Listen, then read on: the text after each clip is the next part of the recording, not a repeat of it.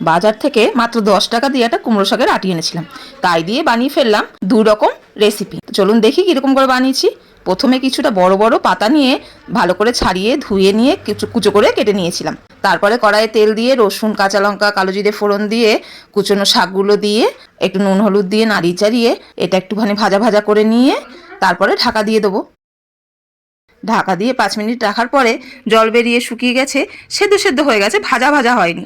এইবার এটাকে নামিয়ে নেব। ঠান্ডা হলে মিক্সিতে বেটে তারপরে আর একটা ফ্রাই প্যানে 2 চামচ তেল দিয়ে ভালো করে শুকনো করে নেব। ঠিক এইরকমভাবে শুকনো শুকনো হবে, গরম ভাতে খেতে ভীষণ ভালো লাগে।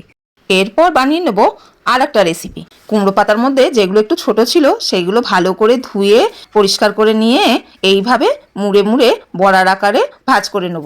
এমনি ভাজ না থাকলে একটা টুথপিক লাগিয়ে নেবেন, কোনো অসুবিধা নেই, খাওয়ার সময় খুলে নেবেন। আর বড়া ভাজার জন্য একটু মসুর ডাল আর একটু আতপ চাল ভিজিয়ে মিক্সিতে বেটে নিয়েছিলাম। তার মধ্যে হলুদ, নুন, একটু লঙ্কা গুঁড়ো, কালো জিরে, স্বাদ মতন চিনি দিয়ে ভালো করে গুলিয়ে নিয়ে ওর মধ্যে ভাজ করা পাতাগুলো দিয়ে তেল গরম করে ভেজে নিন।